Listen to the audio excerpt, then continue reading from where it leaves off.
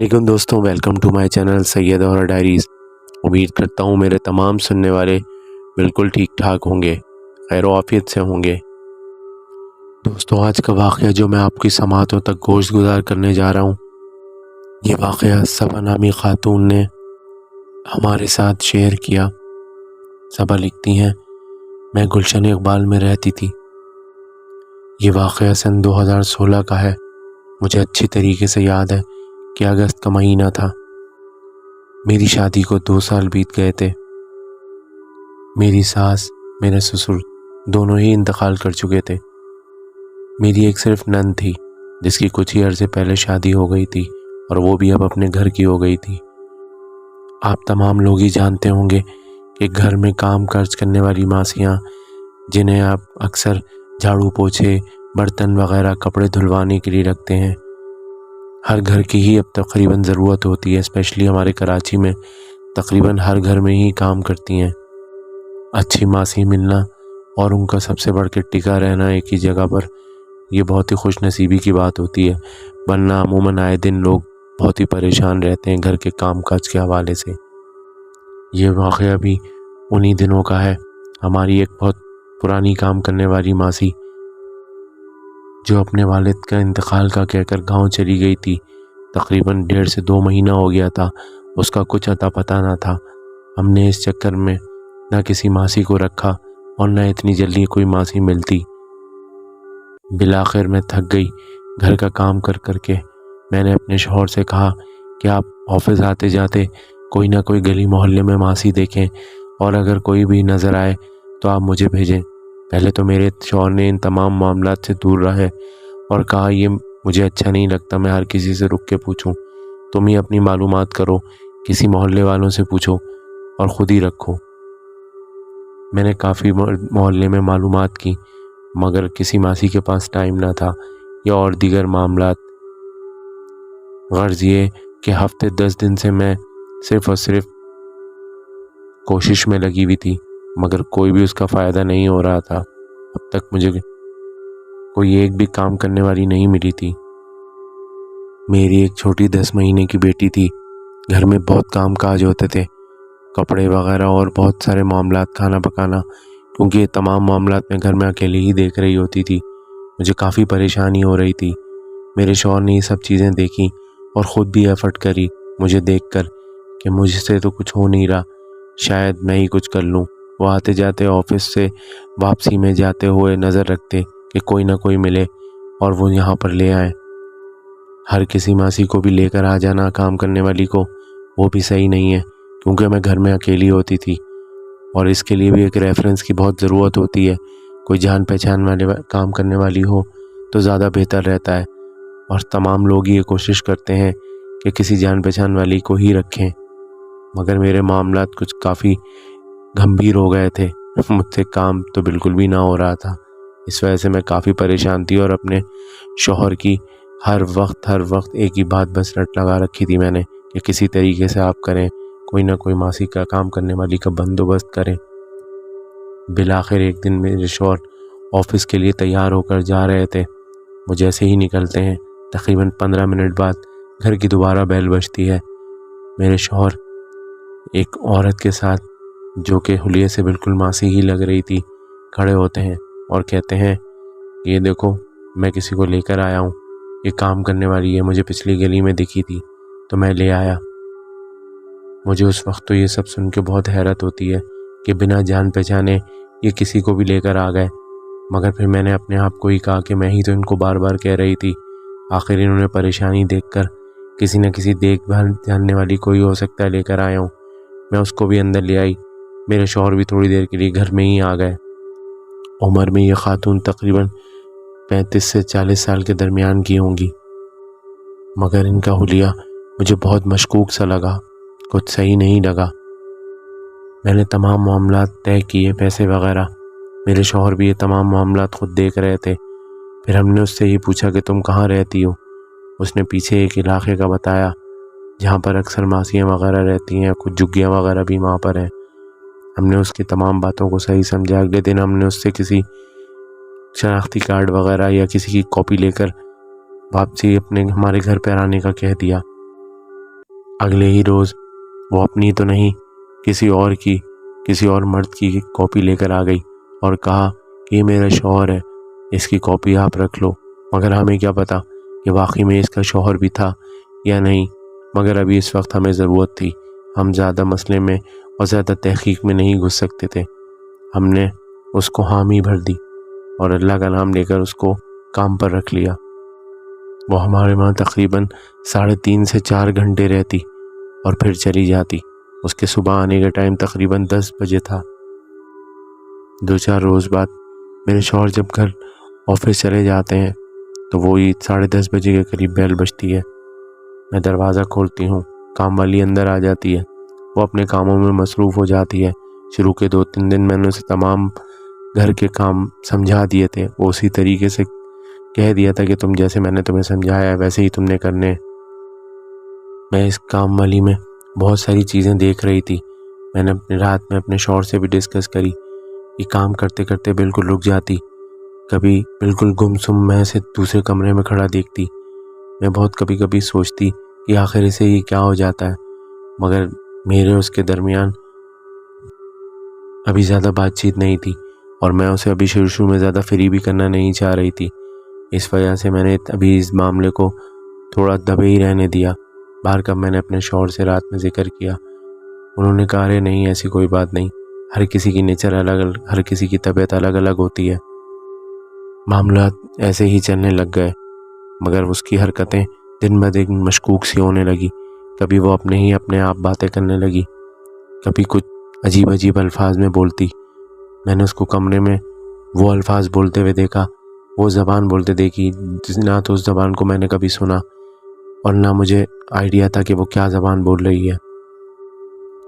ایک دن میں اپنی ہانڈی بنا رہی تھی کہ مجھے 10-15 منٹ اپنے کام کرتے کچن میں ہو گئے تھے۔ تھوڑی ہوا کھانے کے لیے میں کمرے جانے کے لیے جیسے ہی پلٹی، دوسرے کمرے میں جیسے ہی میں جھانکتی ہوں تو دیکھتا ہوں گھپ اندھیرا ہو رہا ہے کمرے میں۔ کمرے کی اس نے لائٹ بھی نہیں کھولی ہوئی تھی اور وہ کھڑی پتنی الٹے منہ کسی سے باتیں کر رہی تھی۔ مجھے یہ دیکھ کر بہت خوف محسوس ہوا۔ میں نے ایک دم سے لائٹ کھول دی، وہ ہڑبڑا کے ایک دم پیچھے مڑ گئی۔ میں نے کہا تم یہاں پہ کیا کر رہی ہو، لائٹ تو کھول لیتی۔ اس نے کوئی جواب نہیں دیا اور باہر نکل گئی۔ اس کا جواب نہ دینا مجھے بہت ہی مشکوک لگا، خوف بھی محسوس ہوا۔ اس رات بھی میں نے اپنے شوہر کو تمام باتیں بتائیں، مگر انہوں نے تسلی مجھے دی اور کہا ایسا کچھ نہیں، تم چھوڑو ان باتوں کو، تمہارا کام ہو رہا ہے یہی بڑی بات ہے۔ اگر تمہیں اس ماضی میں کافی مسئلے نظر آ رہے ہیں تو ہٹا دو اس کو، مگر تمہیں ہی پریشانی ہوگی کیونکہ کوئی بھی ماضی ابھی فی الحال کام کرنے والی نہیں مل رہی ہے۔ یہ سن کر میں خاموش ہو گئی اور ایسے ہی چلنے لگ گیا۔ اگلے روز میرے سر میں درد ہو رہا ہوتا ہے، میں تھوڑا دوا کھا کے لیٹی ہوتی ہوں، ماسی اپنے روزمرہ کے کام کر رہی ہوتی ہے۔ مجھے کافی دیر خاموشی رہتی ہے، مجھے کچھ وہم سا شک سا ہوتا ہے۔ میں اٹھ کے چپل پہن کر جاتی ہوں دوسرے کمرے کی طرف، اور جب جا کے دیکھتی ہوں تو کمرے میں ہمارے ایک فریج رکھا ہوا تھا۔ میرے شوہر نے کچھ عرصے پہلے ہی تقریباً 3 سے 4 روز پہلے ہی گوشت لا کے رکھا تھا اور کافی اچھی مقدار میں لا کے رکھا تھا، کیونکہ 1 مہینے کے بعد ہی پھر لے کر آنا ہو، اس سے پہلے ان کو میں تنگ نہ کروں۔ جو میں دیکھ رہی تھی یہ دیکھ کر میری آنکھیں کھلی رہ گئیں۔ خوف سے میں وہ حالت میری ہو گئی جو میں بتا نہیں سکتی۔ میں دیکھتی ہوں کہ میری کام کرنے والی ماسی ڈیپ فریزر کا دروازہ کھول کے کھڑی ہوئی ہے اور وہ گوشت نکال کر ایک پانی کے برتن میں ڈالتی جا رہی ہے اور اس کی برف کو ہٹا کر وہ کچا ہی گوشت کھا رہی ہے۔ یہ سب دیکھ کر میری اچانک چیخ نکل گئی۔ جیسے ہی میں چیخی وہ ایک دم پیچھے پلٹی۔ اس وقت جو اس کی شکل کی حالت میں نے دیکھی، اس کا چہرہ نہایت ہی بدصورت ہو چکا تھا، اس کے بالکل سائڈ کے دانت نکلے ہوئے تھے۔ میں جو کچھ دیکھ رہی تھی وہ میں آج آپ کو اپنے الفاظوں میں بیان نہیں کر سکتی۔ دہشت اور خوف سے میری حالت بہت بری تھی، میں بے ہوش ہو گئی۔ جب مجھے ہوش آیا تو میرے شوہر گھر پر ہی تھے۔ وہ مجھ سے پوچھ رہے تھے کہ کیا ہوا ہے تمہیں۔ جب یہ سلسلہ جو میرے ساتھ ہوا میں ان کو بتانا چاہ رہی تھی، مگر آپ یقین کریں کہ مجھے ایسا لگ رہا کہ جیسے میرے گلے پہ کسی نے ہاتھ رکھ دیا ہو، میری آواز گھٹ گئی ہے یا مجھے کچھ یاد نہ آ رہا ہو۔ ایک عجیب سی کیفیت میرے اندر تھی، میں کچھ بتاتے ہوئے بھی انہیں نہیں بتا پا رہی تھی۔ نہ جانے مجھ پہ اب کیا ہو گیا تھا۔ یقیناً وہ کام کرنے والی کچھ نہ کچھ اس میں ضرور تھا، کوئی نہ کوئی مسئلہ، کوئی اثرات۔ میری باتیں، میری آواز اندر ہی اندر گڑ گئی اور میں کسی چیز کا بھی ذکر نہ کر سکی۔ میرے شوہر نے ڈاکٹر کو لے کر آئے تھے، اس نے مجھے دوائیں دیں، کچھ نیند کی دوائیں دیں، میں سو گئی۔ مگر اب طبیعت خراب رہنا ایسا لگنے لگا کہ جیسے میرا معمول بن گیا ہے۔ ہر 2-1 روز بعد مجھے بخار چڑھ جاتا۔ اس بخار کی وجہ مجھے کبھی بھی معلوم نہیں ہو پاتی کہ کیوں مجھے ہر 2 دن بعد 1 دن بعد بخار آ جاتا ہے۔ میری ٹانگوں میں، میری کمر میں، میرے سر میں اکثر اوقات درد، بہت شدید درد رہنے لگا۔ ایسا لگتا ہے جیسے کہ کوئی میرا سر زور زور سے دبا رہا ہو۔ میرا دماغ بالکل سن رہنے لگ گیا۔ مجھے کوئی چیز رکھی ہوئی اپنے ہی ہاتھ سے اگلے ہی کچھ گھنٹے میں بھی یاد نہ رہتی کہ میں نے وہ چیز کہاں رکھی ہے۔ وہ کام کرنے والی بدستور میرے گھر میں آتی رہی۔ کیا معاملات ہو رہے ہوں گے مجھے نہیں پتا، کیونکہ مجھے اپنے اوپر ہی کنٹرول نہ تھا۔ میری طبیعت دن بدن گرنے لگ گئی۔ ایک روز رات میں سو رہی تھی کہ اچانک مجھے محسوس ہوا کہ کوئی میرے بالکل پاس لیٹا ہوا ہے اور مجھے سر میں ہلکے ہلکے سے ہلا رہا ہے۔ جیسے ہی میری آنکھ کھلی تو میں دیکھ کر حیران رہ گئی۔ وہی میری کام کرنے والی بالکل میرے برابر میں لیٹی ہوئی تھی اور میرے سر کو سہلا رہی۔ جیسے ہی میری آنکھیں کھلی تو اس نے ایک زوردار کہا مارا اور ایک دم غائب ہو گئی۔ میں نے گھبرا کر اپنے شوہر کو اٹھا دیا اور اسے تمام بات بتائی۔ میرا شوہر اس بار واقعی میں ڈر گیا تھا۔ اس نے اس بات کو اب سیریسلی لیا اور یہ سمجھ گیا کوئی نہ کوئی معاملات ہیں، کیونکہ جس طرح کی میری صحت روز بروز گرتی جا رہی اور معاملات کافی خراب سے خراب تر ہوتے چلے جا رہے تھے۔ ہمارے ایک چھوٹے بچے کا بھی ساتھ تھا، ہم مزید کوئی بھی رسک نہیں لے سکتے تھے۔ اگلے ہی دن میرے شوہر نے چھٹی کی۔ جب کام کرنے والی کام کر کے چلی گئی تو میرے شوہر قریبی مسجد سے، جن کے بارے میں ہم نے بہت کچھ سن رکھا تھا کہ وہ ان تمام مخلوقات پر یا ایسے کچھ معاملات جو گھروں میں یا لوگوں پر ہو جاتے ہیں کافی عبور رکھتے ہیں، اور ایسے مسائل جن کے لوگ جو شکار ہوتے ہیں ان کا حل ان کے پاس ہوتا ہے۔ میرے شوہر ان کو لے کر گھر آتے ہیں، وہ آ کر میرے سے ملاقات کرتے ہیں۔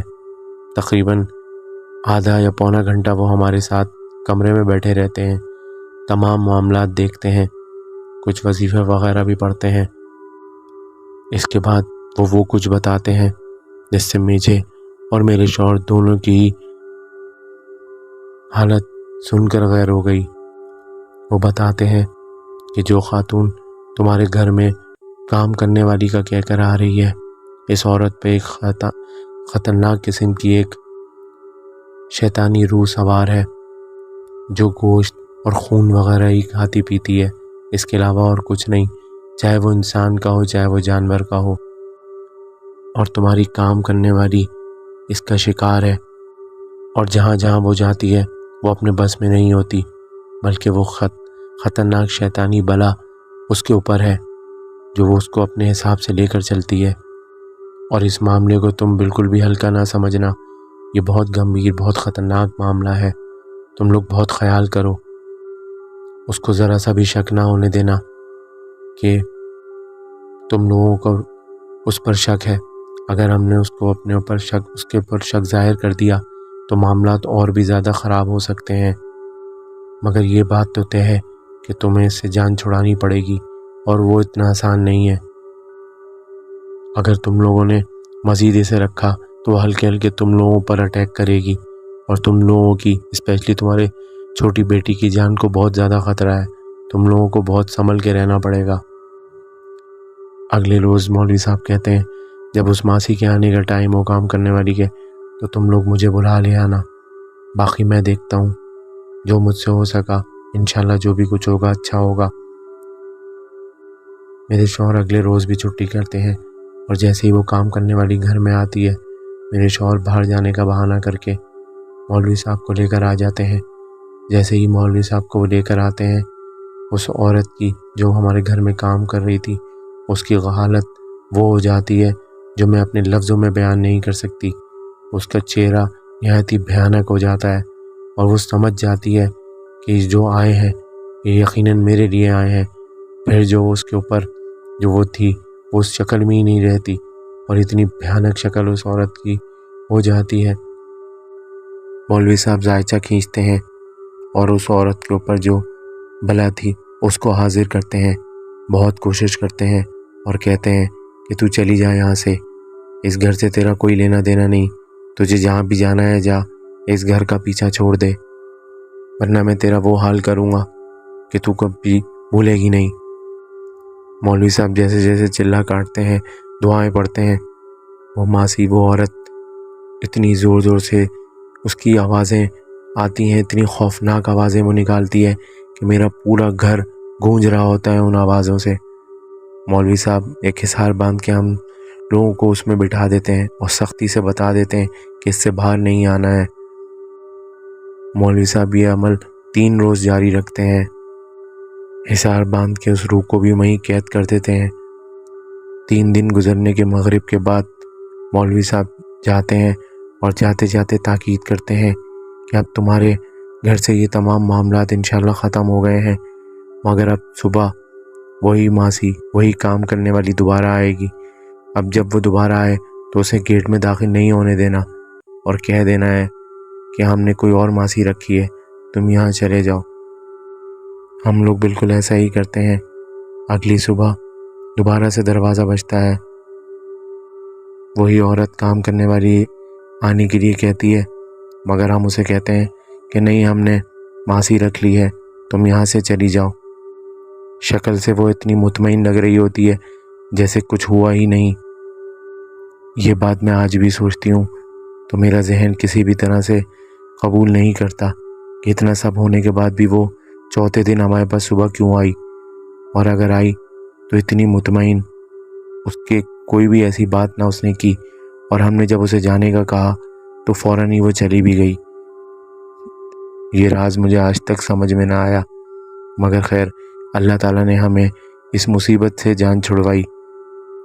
اس واقعے کے بعد میں اتنا زیادہ ڈر گئی کہ اگلے 3 سال کے تک بھی میں نے کوئی بھی کام کرنے والی نہ رکھی۔ میرے شوہر کافی عرصے بعد میرا اکثر مذاق بھی اڑایا کرتے تھے، اور تھوڑا مذاق بھی کر کے کہتے تھے کہ کیا ہوا، تم اب کبھی کسی نوکرانی کام کرنے والی کو نہیں رکھو گی؟ مگر سچ پوچھیں وہ تو 2 منٹ کا مذاق ہوتا تھا، مگر ہم دونوں کو وہ وقت آج تک یاد ہے اور کبھی بھی نہیں بھول سکتے۔ میں نے چاہے اتنا بڑا قصہ بھی سنا دیا، مگر اب تک میں ان کو لفظوں میں بیان کر ہی نہیں پائی جو میرے ساتھ گزرا، اور میرے شوہر نے بھی وہ کچھ دیکھا۔ اللہ تعالیٰ ہم سب کو ایسی تمام آزمائشوں سے ہمیشہ بچائے، اور ہر بلاؤں سے اور مصیبتوں سے ہمیشہ دور رکھے۔ امید کرتا ہوں کہ آپ کو یہ سٹوری، یہ سچی کہانی بہت اچھی لگی ہوگی۔ اچھی لگی ہو تو میرے چینل کو سبسکرائب کریے گا، لائک کریے گا۔ ملتے ہیں انشاءاللہ اگلے سٹوری میں۔ اپنا بہت خیال رکھیے گا۔ اللہ حافظ۔